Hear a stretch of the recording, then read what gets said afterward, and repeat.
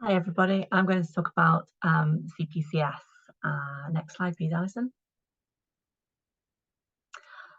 So for those of you who need to remember that CPCS started in 2019 with 111 referrals.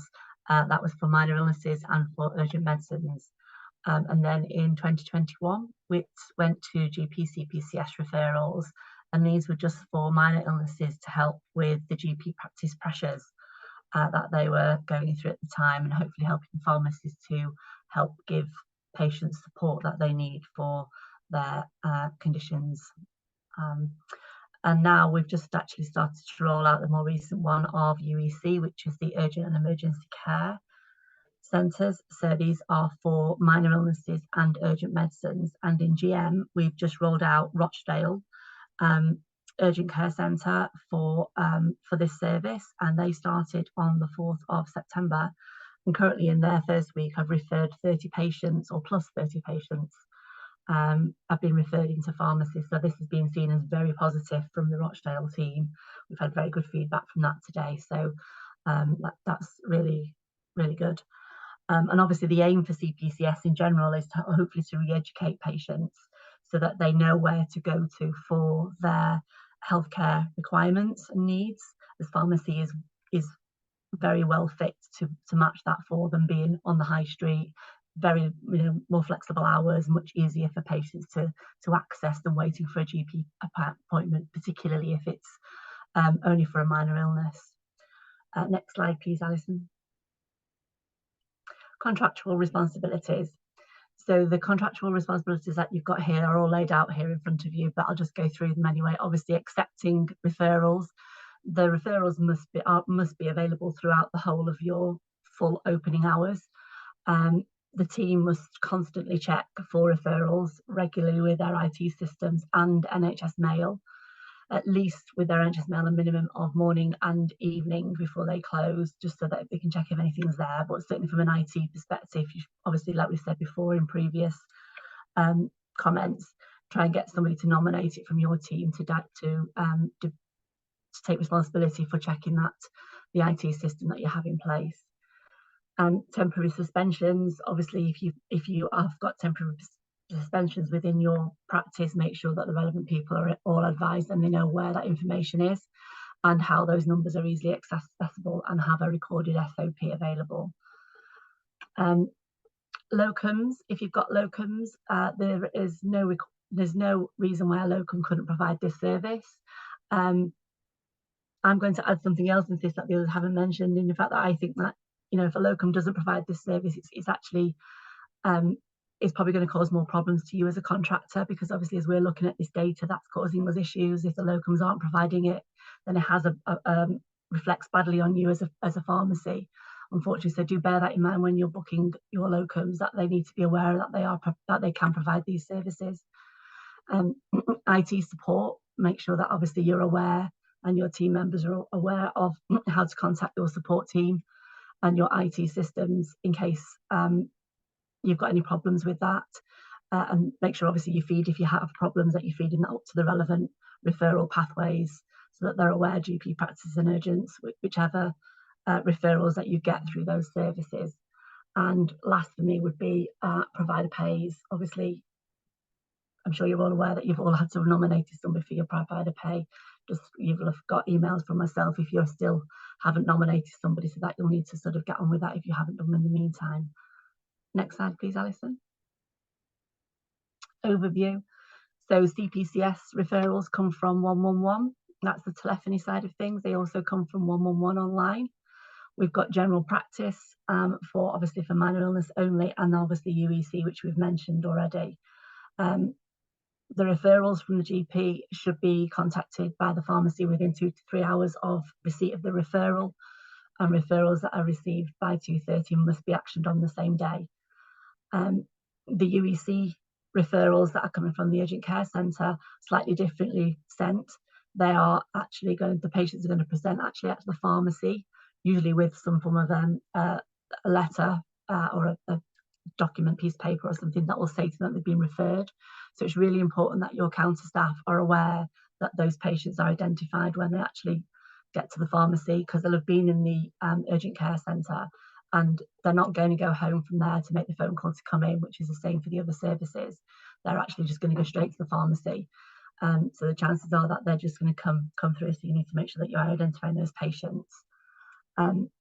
Bury and Tameside did participate in the pilot, but are currently not sending referrals at the moment. But they're going to be supported in a relaunch of their services the next few months, hopefully. As I said earlier, Rochdale went live last week on the 4th of September, and are very, very pleased with the services that's being received at the moment. And discussions are in place with Bolton and MFT with the potential to go live before Christmas. Next slide, please, Alison. So the consultation for CPCS is conducted, is supposed to be completed within 12 hours of receiving the referral. You should contact the patient within 2 to 3 hours. And obviously, if the patient hasn't been contacted by the pharmacy, then the patient should actually contact the pharmacy themselves. I've said that the wrong way around, haven't I? Apologies. So the other way around. So if the pharmacy hasn't contacted the patient, if the patient hasn't contacted the pharmacy, the pharmacy needs to contact the patient. Patient needs to contact the pharmacy, whichever way around it is now. I forgot. I'm losing my thread. Apologies. So the consultation is to be completed by the pharmacist, and it has to be remote or face-to-face, whatever is considered to be appropriate for that particular patient. And it's a clinical assessment, and obviously you've got your NICE guidance and your summary care records to check, and also identify any red flags that are there. Make sure that your outcome, you're using your safety netting advice, and if you have to escalate any of these referrals, that is the pharmacist that makes the call to that escalation, wherever that may be, whether that may be to out of hours or back to the GP practice. Next slide, please, Alison. Consultation outcomes. As I'm sure you're all aware, there are 6 outcomes for CPCS. The most important bit of information to share with you is 31% of all referrals have resulted in self-care advice only to patients. And that is obviously, self-care messaging is obviously an essential part of CPCS. So obviously most of these patients don't need to go through these other methods. So that's something that you as pharmacists and pharmacies do every day. Just to bear in mind the fact that non-urgent escalations the pharmacist must contact the GP when they would need to signpost patients back to the GP practice for urgent or non-urgent. The pharmacist that must do that. They mustn't share the telephone number of the GP practice or expect the patient to do that. And Pharm Outcomes does not send escalations automatically when you save the consultation notes. Next slide, please, Alison. Recording information. So it's really important that you enter and complete the appropriate data into Pharm Outcomes, so that if you need to signpost or escalate your patient, then your notes will help you, the GP, to assess what is required. These are some good examples of these, good notes and poor notes. So just a couple of examples. Obviously, you've got here red flag symptom was a note that was given. From that, it will mean that the GP practice, then when they receive that, will then have to continue to do the consultation on the patient again. Whereas if you'd have put something more like the patient is asthmatic, cough not improved despite inhaler use and OTC medicines, also producing a discoloured mucus, then that GP practice might just actually write a script for that patient for antibiotics. Again, if you say you can't sell or requires antibiotics, it would be better to put further information like has had symptoms for 5 weeks, cloudy urine, associated pain. So I think it's just really stressing out to you that you need to really make sure that you're putting good examples of notes rather than just very brief. I know it's hard because we do understand how busy you actually are, but as Louise said earlier, that all the data as well that is entered into Pharm Outcomes and the consultation is visible by the practice or the cure team or the urgent care centre. So it's really important that it's factual and professional and information in there. Next slide, please. The referral process, much the same as what Louisa said. It's basically the same thing. So obviously with this, the patient's consultation has to be within 12 hours. You've got obviously your 3 options. You've got your complete now, which is where you receive the referral, you complete it straight away, and you can record the patient's consultation there straight away on Farm Outcomes, because you've got the patient in the pharmacy, and they've arrived in that. They may have already come into the pharmacy, or they're on the phone with them doing the consultation then. Or you can option for accept, where you accept the referral and it puts it in a pending state. And then you have the option to then, when you speak to the pharmacy, the patients, you actually get the patients to come in at an agreed time to you that you want them to come into the pharmacy. And then when you do that, you go back to the complete now, and you can complete it on Farm Outcomes and record the consultation. And then finally is to return, which is a reject. And the reasons for rejecting a referral is usually because you've not been able to contact the patient, or the patient has declined. Uncontactable is probably the only reason to use reject, is uncontactable, because for every other reason you should be able to assist them. Next slide, please. These are some of the reasons that we've had for the rejections on CPCS. So advised to take painkillers. This isn't a rejection reason, it's an outcome.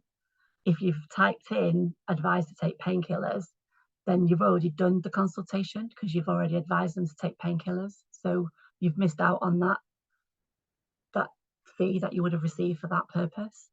You've given the patient the advice that they needed. Better now, accurate reasons should be reflected about what happened. Next one is patient didn't want to buy meds. So the understanding that minor ailment service is available in the localities and what's available around in GM in other areas, because obviously you might be seeing patients outside that area who register with a particular GP. So they can come from different practices. So you just need to make sure that they get the right information for that, and just an understanding of what is available on our minor ailment service.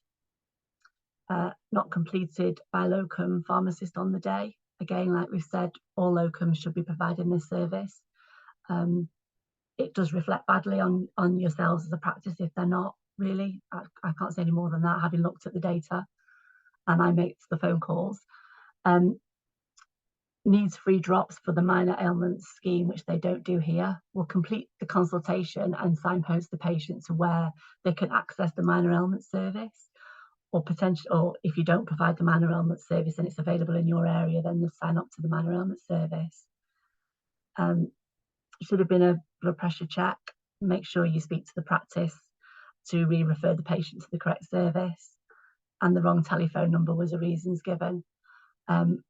Just contact the patient, the GP practice, and actually get the right details for the patient. It's not a reason to reject the referral.